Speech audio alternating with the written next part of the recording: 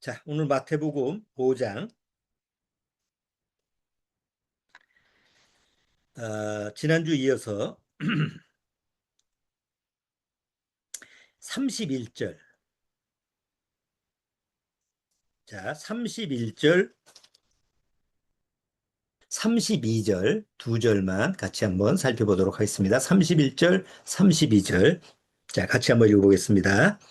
또 일렀으되 누구든지 아내를 버리거든 이혼 증서를 줄 것이라 하였으나 나는 너희에게 이르노니 누구든지 음행한 연고 없이 아내를 버리면 이는 저로 간음하게 하며 또 누구든지 버린 여자에게 장가드는 자도 간음함이니라. 잠깐 기도드리고 오늘 말씀 교제 나누도록 하겠습니다.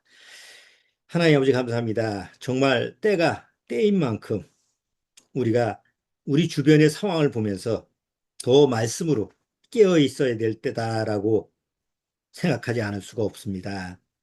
예수님이 2000년 전에 미리 말씀하셨다시피 또 경고하셨다시피 때가 이르면 마지막 때가 이르면 또 주님의 마지막 심판 때가 이르면 이 세상에 곳곳에 전쟁 소문이 나고 나라와 나라가 싸우고 죽이고 또 곳곳에 기근과 지진이 일어날 것이라고 말씀하셨습니다. 바로 지금이 그때가 아닐 수가 없습니다.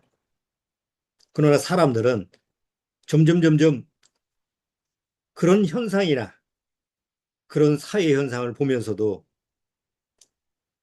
그 무뎌지는 그 양심이 무뎌지고 감각이 무뎌져서 그냥 하루하루 살아가고 이 세상에 그냥 낭만 추구하다가 지옥 가는 그런 길을 선택하고 있습니다. 다행스럽게도 우리 믿음의 가족 식구들은 구원받고 나서 그 천성을 바라면서 하루하루 주님의 말씀을 쫓아가고 있는 줄 압니다. 늘 매일매일 주님 앞에 간구하는 것은 아직 우리 믿음의 식구 안에서 구원의 확신이 없는 그런 가족들이 들어 있습니다. 또 그 중에는 구원받았다고 하면서도 지금은 떨어져 나간 그런 어리석은 모습을 취하는 가족도 있습니다. 어디에 있든 정말 이 마지막 때 정신을 차리고 하나님 말씀 앞에 다시 모일 수 있는 그런 축복을 우리에게 허락해 주옵소서. 오늘도 주님의 말씀을 통해서 주님이 주시는 그 은혜의 말씀을 심령에 잘 새길 수 있도록 주님께서 지혜를 허락해 주옵소서. 시종을 주님께 의탁드리며 예수님의 이름으로 기도드리옵나이다. 아멘.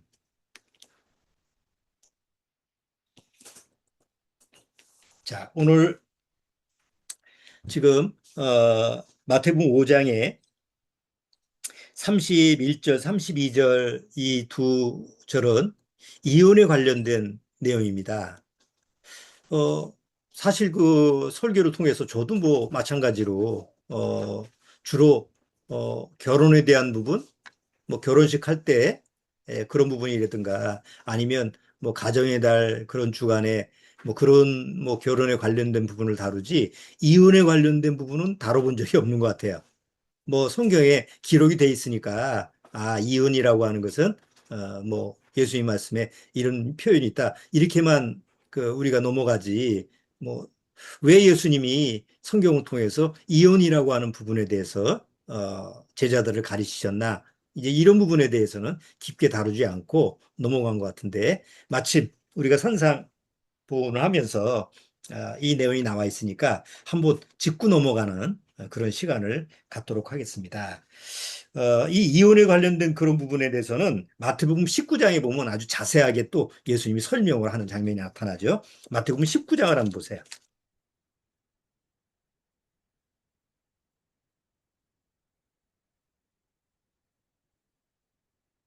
자, 마태복음 19장을 보시면 아까 5장에는 뭐 잠깐 이혼에 대해서 음행하는 거 말고는 어, 이혼 뭐 할 수 없다. 이렇게 이제 말씀을 하셨는데 19장에 보면은 제자들이 아니라 여기 보면은 바리새인들이 예수님께 이제 질문을 하니까 자세하게 이혼에 관련돼서 설명하는 모습을 보여줍니다. 자, 19장 1절부터 제가 조금 읽어볼게요. 예수께서 이 말씀을 마치시고 갈릴리에서 떠나 요단강 건너 유대 지경에 이르시니 큰 무리가 쫓거늘 예수께서 거기서 저희 병을 고치시더라. 바리새인들이 예수께 나와 그를 시험하여 가로되 사람이 무슨 연고를 물어나고 그 아내를 내어버리는 것이 옳으니까. 예수께서 대답하여 가라사대 사람을 지으신 이가 본래 저희를 남자와 여자로 만드시고 말씀하시기를 이러므로 사람이 그 부모를 떠나서 아내에게 합하여 그 둘이 한 몸이 될지니라 하신 것을 읽지 못하였느냐. 이러한즉 이제 둘이 아니요 한 몸이니 그러므로 하나님이 짝지어 주신 것을 사람이 나누지 못할지니라 하시니 여짜오되 그러하면 어찌하여 모세는 이혼 증서를 주어서 내어버리라 명하였나이까. 예수께서 가라사대 모세가 너의 마음의 완악함을 인하여 아내 내어버림을 허락하였거니와 본래는 그렇지 아니하니라. 내가 너에게 말하노니 누구든지 음행한 연고 외에 아내를 내어버리고 다른 데 장가드는 자는 간음함이니라. 제자들이 가로되 만일 사람이 아내에게 이같이 할진대 장가들지 않는 것이 좁삼나이다. 예수께서 가라사대 때 사람마다 이 말을 받지 못하고 오직 타고난 자라야 할지니라. 이렇게 하면서 이혼에 관련된 얘기를 아까 마태복음 5장보다는 더 상세하게 말씀을 하시고 계십니다. 자, 왜 이혼이라고 하는 말을 성경을 통해서 율법에도 율법 레위기에 보면 이혼에 대한 그런 말씀에 대해서 규례를 하나님이 주셨는데 그 왜 이혼에 대한 규례를 주셨느냐? 하나님이 원해서 그런 게 아니라 너희들의 악함 때문에 누구를 보호해 줘야 돼요. 그게 누구냐? 바로 여자예요. 그래서 그런 부분 때문에 모세가 이혼 증서를 주라고 한 것뿐이지 원래는 그런 법이 없다. 그래서 예수님이 이혼이라고 하는 이혼 증서, 뭐 이혼 이런 법은 하나님의 법에는 하나님의 뜻은 그게 아니다라고 말씀을 하십니다. 자, 우리나라의 이혼율이 상당히 높습니다. 뭐, 뭐 했다 하면 1등이고 1인데 나쁜 것만 1인데 그래도 이혼율은 10위 안에는 들어가요. 1, 2등 안에는 안 들어가는데 10위 지금 전 세계의 이혼율 보면 한 지금 9위인가 10위 정도 되는 걸로 알고 있어요. 그런데 아시아권에서는 2위예요. 터키가 1위고 그다음에 우리나라가 2위예요. 원래는 뭐 우리나라도 그렇게 이혼율이 뭐 많지는 않았어요. 뭐 옛날 시대서부터 이혼이라고 하는 제도가 있긴 있었는데 우리나라에서는 유교 제도가 엄하게 있기 때문에 그렇게 많지는 않았는데 아마 요 근래 와서 그 이혼율이 높아져서 어, 한 50% 된다고 그러죠. 이혼율이. 아이고, 이혼율이 너무 많지 않습니까? 여러분 밖에 나가서 이 사람 저 사람 붙들고 얘기 한번 해보세요.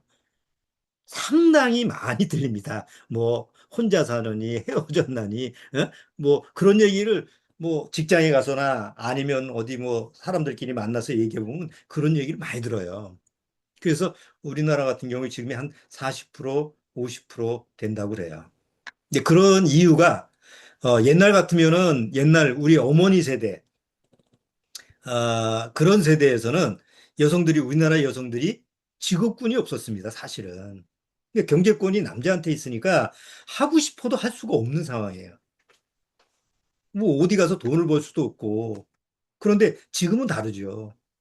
상당히 여성의 지위가 높아졌고, 그 다음에, 우리 여자들도 능력을 발휘하면 뭐 남자보다 더 뛰어나게 경제권을 가질 수 있고 돈도 벌 수 있는 상황이 되니까 굳이 결혼이라는 제도에 얽매일 필요가 없는 거예요.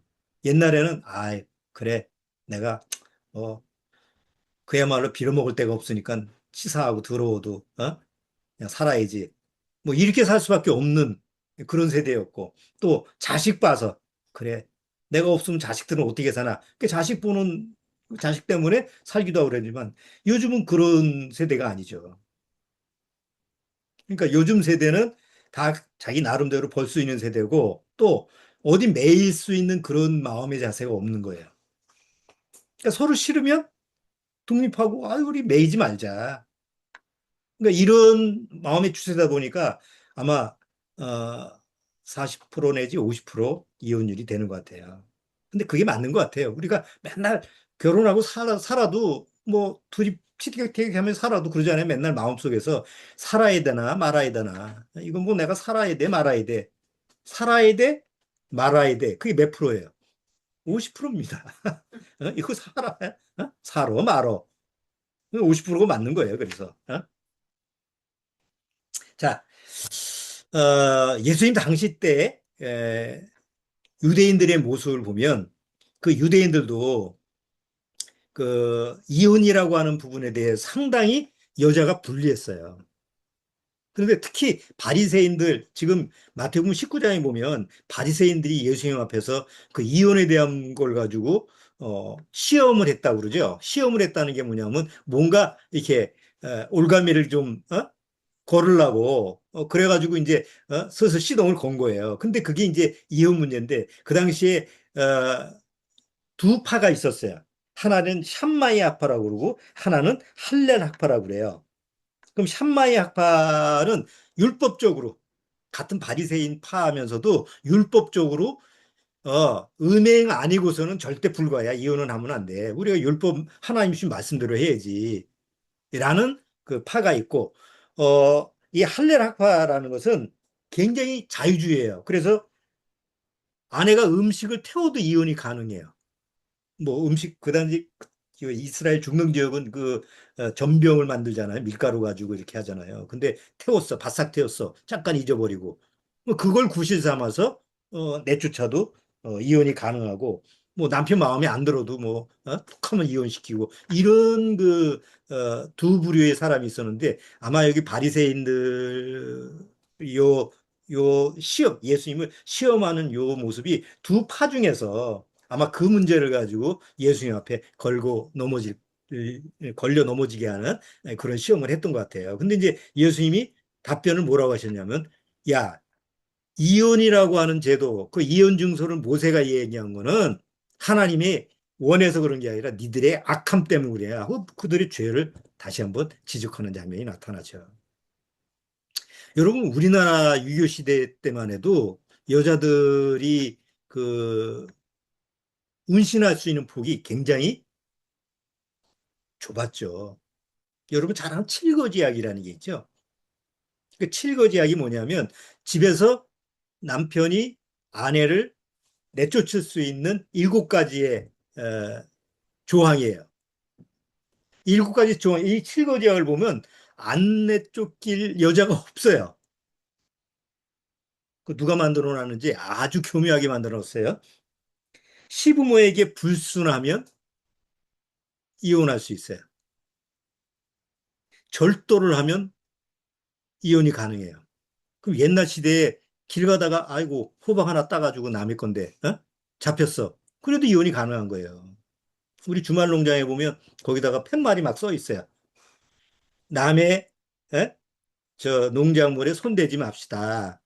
우리 착하게 삽시다. 뭐 이렇게 막 써놨어요. 아니 자기 밭을 일구는데도 남의 거를 따가. 사람 심리가 그렇잖아요.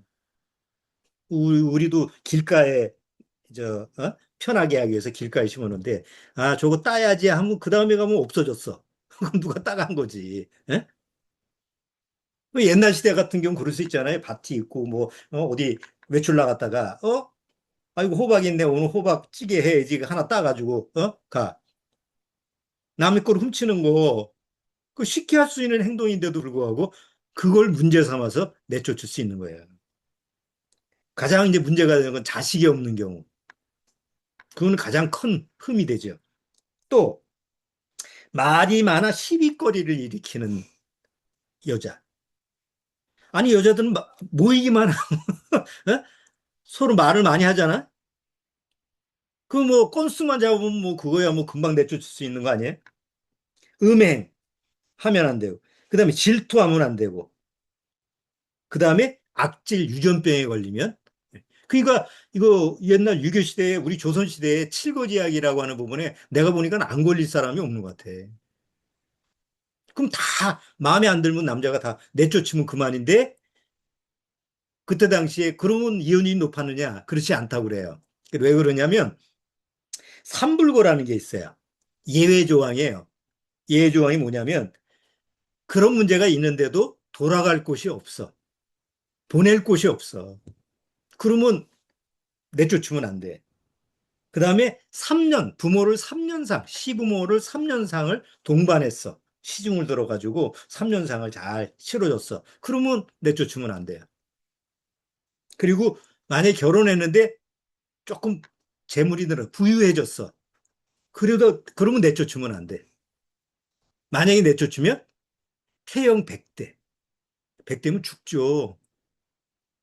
그러니까 함부로 그렇게 내쫓지 못하는 그런 상황. 이게 아주 독소 조항인데 예외 조항이 있어서 그나마 여자들이 보호를 받았다고 그러는데 사실 어, 우리나라도 뭐 그 여자들이 그런 부분에 대해서 불이익을 받고 피해를 입는 경우가 지금 얼마 안 됐죠. 그렇잖아요. 요즘 와서 진짜 60년대가 뭐예요? 60년대도 그게 우리 어머니 세대까지만 해도 그런 부분에 대해서 매여 있는데 7, 80년도 와서 그냥 좀 근대화가 되니까 우리나라도 좋아졌죠. 그렇잖아요. 아니, 지금 태어난 걸 다행스럽게 생각하지. 지금 여자들은 한 100년이면 태어났어 봐. 그거 어떻게 살았어? 은혜에 그것도. 거기다가 구원도 받았으면 더 큰 은혜지. 자, 어쨌든 유대인들 이스라엘 민족의 그 유대인들의 이혼 문제도 그 당시에는 어, 여자들이 굉장히 불이익을 당한 입장이니까 그러니까 하나님도 아시죠. 그래서 만약에 이런 문제 때문에 남자들이 그 본성이 악하니까 조그만 건수가 되면 이렇게 내쫓고 그러면 여자들이 이게 뭐 보호를 못 받잖아요. 근데 예를 들어서 만약에 어떤 여자의 이런 문제가 있어가지고 좀 어, 여자가 좀 아내가 뭔가 문제가 있는 것 같아. 아니면 문제가 없는데도 교묘하게 모함을 해가지고 그 아내를 내쫓으려고 하는 그 마음을 품어가지고 그 누명을 씌워요. 우리가 레이기에 보면, 아니, 민수기에 보면 만약에 의심병이 있죠. 아내가 뭔가 부정을 한 것 같은데 뭐 없어. 증거가 없을 때는 어떻게 해요? 하나님 앞에 가서 잿물을 마시게 하면 뭐 넓적다리가 뭐 갈라지고 뭐 이런 제도가 있었잖아요. 그러니까 구약 시대의 그 율법 시대의 유대인들 그 남성 그 우위다 보니까 여자들에 대해서 상당히 불이익을 하는 경우가 많았다는 거예요. 근데 만약에 막 남자가 남편이 아내를 미워해. 그런데 만약에 내쫓지도 않고 계속 고통을 주면서 같이 살면 어떻게 해요? 그것도 더 힘든 거 아니에요. 그래서 하나님이 그렇다면 정 미워서 같이 못 살겠으면 이혼 증서를 써라. 이혼 증서. 그래서 이혼 증서를 써줘서 아내가 이제 분리가 되면 다른 남자하고 결혼할 수가 있어요. 그렇게 여자들을 보호하고 그 여자들에 대해서 살 길을 열어주는 게 모세의 이혼 증서라는 거예요. 근데 그것도 또 남자들이 또 툭 하면 이혼 증서 써가지고 근거도 없는데 내쫓고 그렇게 사용하니까 계속 와서 하여튼 본성이 완악하니까 어쨌든 간에 하나님의 말씀을 아주 교묘하게 이용을 하고 악용하고 그렇단 말이에요. 자, 그런데 예수님이 다시 와서 예수님 당시 때도 그랬어요. 예수님 당시 때도 흔한 그런 문제가 있다 보니까 예수님이 마태복음 5장에서도 함부로 이혼 증서를 써서 내쫓지 말라. 음해의 연고 없이는 그러지 말라라고 제자들한테 가르치고 그다음 이제 마태복음 19장 가서는 바리새인의 질문에 대해서 더 자세하게 설명을 하는 거죠. 자, 물론 뭐 이혼이라고 하는 부분에 대해서 이게 사회적인 그런 그 문제면 각 가정 개인이 결정해야 될 부분이에요. 뭐 우리가 구원받았다고 해도 그런 부분에 대해서 이혼을 하라 말라 목사라고 해서 그렇게 하면 안 되는 거죠. 할 수가 없는 거죠. 그건 개입해서는 안 되는 거예요. 자, 그런데 왜 이혼 문제가 성경을 통해서 중요하냐? 바로 이게 영적인 문제가 있기 때문에 그래요. 하나님은 이혼이라고 하는 부분을 이스라엘과 하나님과의 관계 속에서 접목을 시켜요.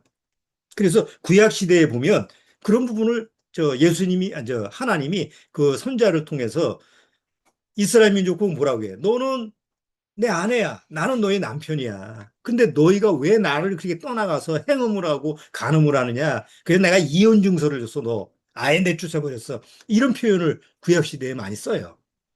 그러니까 영적인 어떤 간음에 대한 그런 문제를 다루는 거죠. 그래서 이혼이라고 하는 부분에 대해서는 하나님과 그 우리와의 관계 속에서 이게 영적인 간음이 영적인 문제가 있을 때 그게 어떻게 우리가 처리해야 될 거냐라는 그런 교훈이 되기도 합니다. 자, 이사야서 54장을 한번 보시죠. 구약의 이사야서.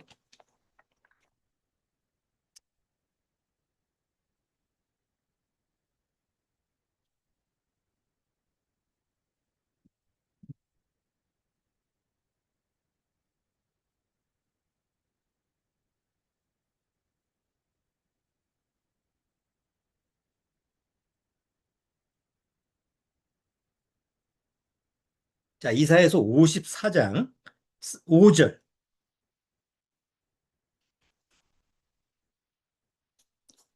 찾으셨죠? 이사야서 54장 5절. 자, 그거 같이 한번 읽어볼까요? 이는 너를 지으신 자는 내 남편이시라. 그 이름은 만군의 여호와이시며 내 구속자는 이스라엘의 거룩한 자시라. 온 세상의 하나님이라 칭함을 받을 것이며 여호와께서 너를 부르시되 마치 버림을 입어 마음에 근심하는 아내 곧 소시의 아내 되었다가 버림을 입은 자에게 함같이 하실 것입니다. 하나님이 이스라엘 민족 보고 너는 내 아내야. 나는 너의 남편이야. 그러면서 그런데 왜 너는 남편인 나를 버리고 또 다른 상대를 사랑하느냐? 그거 간음 아니냐? 그걸 제일 구약 시대에 잘 다룬 게 뭐죠? 그게 호세아서입니다. 호세아서 아시죠? 유명한 호세아 선자. 정말 비운의 선자죠. 똑같은 선자인데도 그 호세아처럼 그렇게 비참한 그런 삶을 산 사람도 없어요. 하나님이 호세아 선자를 불러서 뭐라고 그래요? 너는 가서 창녀를 구해서 그 실제 지금 몸을 팔고 있는 그런 창녀를 구해서 아내를 삼으라고 그래요. 아무리 선지하지만 누가 그럴 수 있겠어요? 못하죠.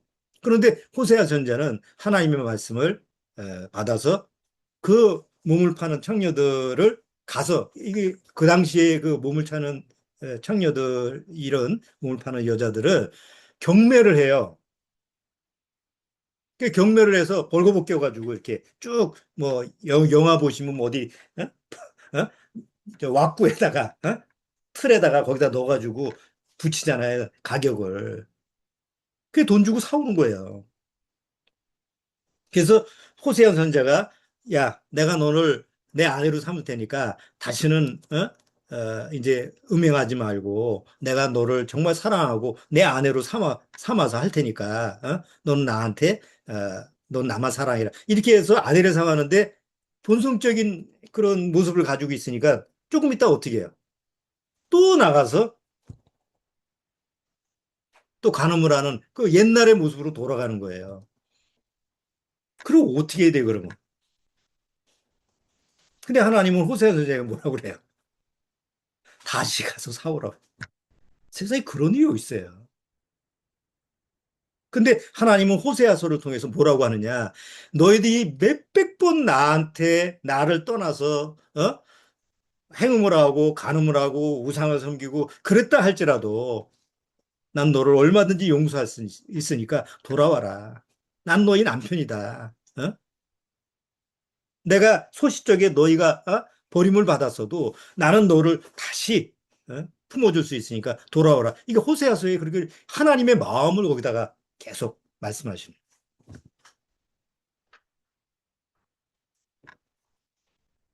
신약에 와서 가장 그런 문제를 가지고 있는 사람이 누구였냐면 가늠하다가 현장에 잡힌 여인의 모습입니다. 그래서 요한복음 8장에 보시면 뭐 여러분 다 잘 아시니까 제가 따로 보지는 않을게요. 8장 1절부터 쭉 보면 가늠하다가 현장에서 잡혔어요. 그냥 현장에서 잡혔다라고 하는 것은 정말 창피스럽고 수치스러운 일이지만 이미 그 여인의 표적을 삼은 거죠. 그 행실이 안 좋은, 그러니까 간음이라고 하는 것은 이 여인이 이미 뭐예요? 이미 결혼한 사람이라는 거죠. 이건 남편이 있는 사람이에요. 그렇죠? 남편이 있는 사람인데 다른 남자하고 간음을 하는 그런 장면, 그런 모습을 이제 이 예수님을 시험하려고 하는 사람들이 딱 보고 있다가 아니면 남자를 사가지고 야, 너 저 아무아무개 저 행실이 안 좋은 저 마누라 짤 꼬셔가지고 네가 좀 어떻게 해봐라. 왜냐면 뒤에 보면 남자가 안 나오거든요. 여자만 잡혀오지. 그래서 표적이 됐는지도 몰라요. 어쨌든 그 가늠하다가 현장에 잡힌 여자를 데려와서 예수님 앞에 세워놓고 뭐라고 그래요?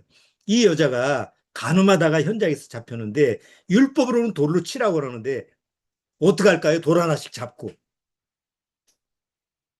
그러면 율법으로 봤을 때는 어떻게 해요? 그 여자는 돌에 맞아 죽어야 돼요. 근데 거기에 문제가 되는 게 있죠. 간음함은 율법에서는 여자만 죽이는 게 아니죠. 남자와 여자를 동시에 돌로 쳐서 죽여야 되는데 남자는 없어요. 그러고 보니까 사전에 이 남자 놈이 사전에 협약이 된 것 같아. 어쨌든 간에 그 불쌍한 여자만 잡혀서 돌에 맞아 죽게 생겼는데 예수님이 뭐라 그래요? 여기 있는 자 중에 죄 없는 자가 먼저 돌로 치라고 하니까 다 양심의 가책을, 죄 없는 자가 어디 있어? 다 양심의 가책을 받아서 다 떠나가죠. 예수님과 단둘이 만나 이제 서 있을 때 예수님이 그 여인 보고 나도 너를 정죄하지 않으니까 내가 죄를 묻지 않을 테니까 다시 가서 죄를 짓지 말라라는 것은 죄의 노예가 되지 말라. 그 이후에 이 여인의 모습의 기록은 없어요. 그러나 다만 예수님을 이렇게 만났다고 한다면 그 여인도 예수님의 제자가 되지 않았을까. 천국 가서 만나면 이 여자도 한번 만나고 싶어요. 정말 왔는지 안 왔는지. 근데 꼭 와야 돼요. 이 여자도. 그렇지 않습니까? 그러니까 요한복음 8장에서 예수님이 그 여인의 모습을 통해서 하신 말씀을 보고 뭘 알 수 있느냐면 하나님의 마음을 알 수가 있는 거죠. 그렇죠? 하나님과 사랑의 관계를 맺어야 되는데 하나님이 아닌 다른 것을 사랑하게 되면 그게 하나님 앞에서는 영적 간음자다 말이에요. 여러분 한번 생각해 보세요. 요한일서에 보면 세상을 사랑하지 말라라는 말이 있어요. 그럼 세상을 사랑하지 말라라고 하는 것은 세상을 떠나서 뭐 저기 저 산속에 들어가서 사는 사람처럼 아니면 뭐 수도승처럼 아예 세상과 분리해서 세상과 격리해서 사는 걸 얘기할까요? 세상을 사랑하지 말라라고 하는 건 뭐 돈도 벌지 말고 직업도 갖지 말고 뭐 결혼도 하지 말고 뭐 아무것도 하지 말라는 얘기일까요? 여러분 한번 생각해 보세요. 사랑이라고 하는 특성이 뭐죠? 내가 누구를 사랑했어. 남녀간에 내가 누구를 딱 사랑을 해. 그러면 그 정말 그게 사랑이라고 하는 것이 이루어지면 어떤 현상이 그러지? 바로 이제 나타나죠. 사랑을 하게 되면 그 사랑의 대상밖에 안 보여요. 그게 그 특징이죠.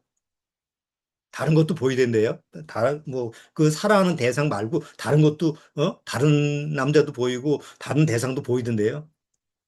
그건 덜해서 그래요, 그거는. 정말 사랑에 빠지면 그 상대의 대상밖에 안 보여요. 그리고 그 대상을 위해서 정말 뭐래도 해주시고 그렇죠?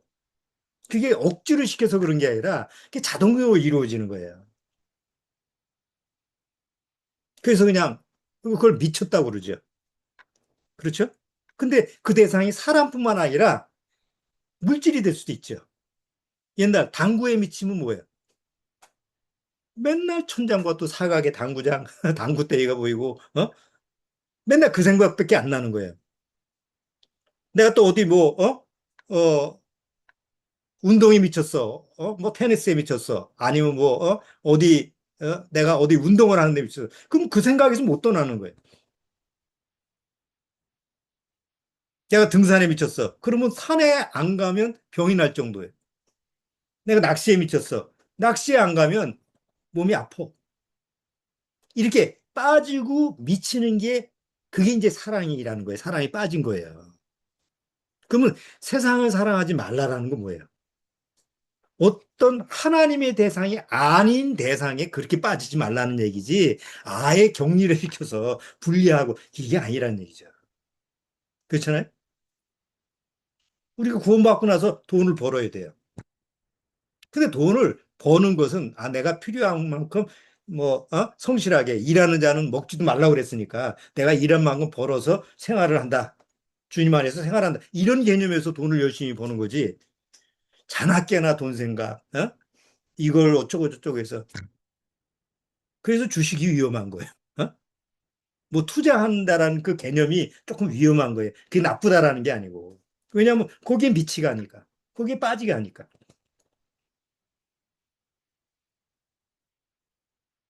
마약에 빠졌어. 똑같은 거예요. 헤어날 수가 없는 거예요. 그렇게 세상을 바라볼 때 그렇게 빠져들고 헤어나지 못할 정도로 거기에 마음을 두지 말라는 얘기지, 세상을 아예 그냥 도외시하라는 얘기가 아니잖아요. 예수님이 신약에서도 제자들한테도 세상 사람들에 대해서 어떻게 하라고 그래? 선을 행하라고. 베풀어라고. 오리를 가고자 하면 십리를 가고. 겉옷을 벗어달라면 속옷까지 벗어주고. 세상과 더불어서 사는 거지. 오히려 세상을 위하는 그런 마음의 자세로 살아가라고 그랬지. 아예 세상을 등지고 살아라고 예수님이 가르치신 적이 없어요. 다만 너희의 사랑의 대상이 누구예요? 너를 진짜 사랑하고 너를 구원하시는 예수님밖에 없다. 사랑의 대상은 예수님. 빠지려면 예수님한테 빠지고 미치려면 예수님한테 미치고. 그 외에 다른 거에 미치면 안 되는. 그렇죠? 물론 구원 받아야지 그게 가능한 거지. 구원받지 못하면 불가능해. 자, 예수님이 나의 신랑이에요. 그래서 어느 날 구원받은 우리들은 이제 진짜 결혼식을 어디서 해요? 하늘에서 합니다. 그렇죠? 하늘에서 결혼식이 예비가 돼 있어요. 이제 그때가 점점 가까이 와요. 그러면 그 신랑이신 예수님과 신부가 되는 나와 이제 결혼을 하게 되는데, 그 결혼에는 뭐가 없어요? 예수님과 나하고 하나가 되는 데는 이혼이라는 게 성립이 안 돼요. 이혼이 있을 수가 없어요. 이 세상에서 육적인 사람들한테는 이혼이라는 게 가능해요. 왜요? 마음에 안 들거든. 어떻게 남편이 100% 마음에 드나? 어떻게 아내가 100% 마음에 들어? 그렇죠? 그냥 한 10% 마음에 들어도 그냥 살 수 있는 거예요. 0%가 되니까 못 사는 거지. 단 0.1%라도 마음에 들면 살 수가 있는 그런 권대기가 있지. 근데 예수님과 나와의 관계 속에서 예수님은 100% 마음에 들거든. 100% 완전하고 100% 완벽해요. 그렇죠? 세상에 완벽한 남편은 없잖아요. 완벽한 아내는 없어요. 만약에 완벽해도 문제지. 남편이 완벽하고 완전하면 못 살아요.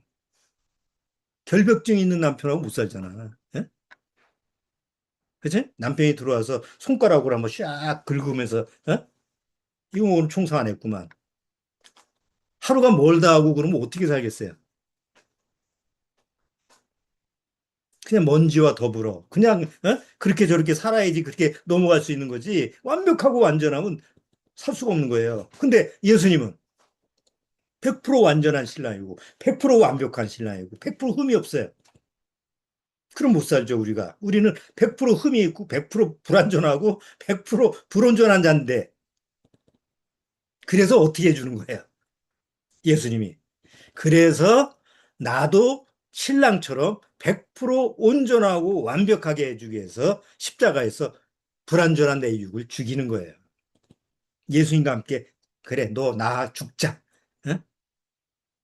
그래야지 100% 신랑이 맞는 부활체가 돼서 나하고 영원히 살 수 있는 거예요. 그러니까 100% 만족할 수 있고 100% 온전한 그런 신랑과 신부가 만나는데 이혼이라는 거 있어요. 이혼이라는 게 성립될 수가 없지. 그렇잖아요. 그런데다가 나를 위해서 십자가에서 희생을 죽으셨어요. 그게 예수님이에요. 나의 신랑이에요. 그걸 잊어버릴 수가 없는데 한 천년 살다가 헤어지겠어요? 영원히 살 수밖에 없는. 우리는 천국에 대해서 잘 몰라요. 왜? 성경에도 천국에 대해서 자세히 기록을 안 했거든요. 기록을 해봐야 알아듣지도 못하고 직접 가서 경험하지 못한 이상 얘기해줘도 몰라요. 그러니까 사도 바울이 내가 삼층천에 갔다 왔지만 뭐가 있다더라니 전혀 기록을 안 했어요. 왜? 가보면 아니까.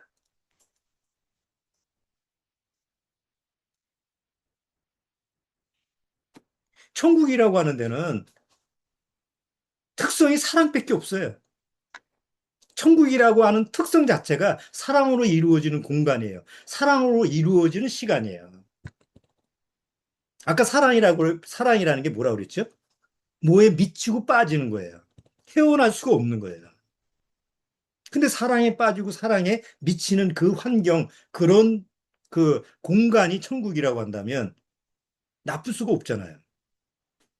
우리가 경험을 못했어도. 그래서 믿지 않는 사람도 자꾸 죽으면 거기가 있다고 그러잖아. 밑도 끝도 없이. 근데 구원받은 사람은 소망이 확실하게 있는 거 아니에요. 그래서 구원받고 나서 우리가 하나님 앞에 정말 예수님이 신랑이시고 그 신랑에 맞는 내가 신부가 돼 있다고 한다면 영원히 헤어짐이 없는 이혼이라는 개념 자체가 없는 그런 영원한 사랑 관계를 맺게 되는 것이 바로 하나님과 우리와의 관계예요. 예수님은 이걸 전하고 싶은 거예요. 야, 너하고 나하고는 영원한 신랑과 신부의 관계가 되어야 되는 거야. 그러려면 너희들이 어떻게 해야 돼요? 나의 신부가 되어야 돼.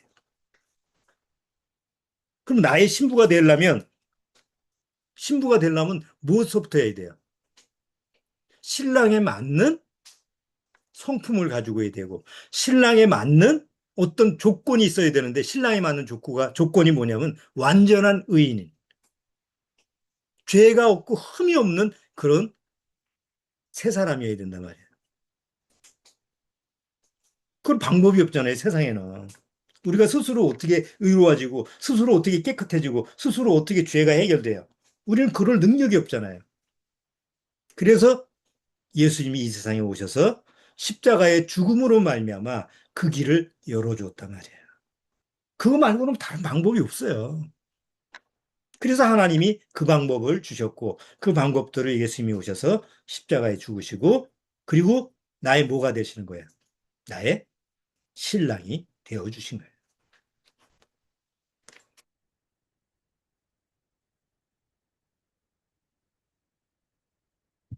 자, 오늘 이혼에 대한 얘기를 잠깐 영적인 의미까지 우리가 살펴봤는데 뭐 깊이 다룰 필요도 없고 뭐 그거 이혼이라고 하는 것은 뭐 우리가 법적인 제도로 해야 돼 말아야 돼 이런 게 아니기 때문에 이건 개인 문제고 또 뭐 세상에서는 세상 법으로 처리하는 부분이고 그렇지만 우리가 믿음 안에서 그리스도 안에서는 이혼이라는 제도가 없어요.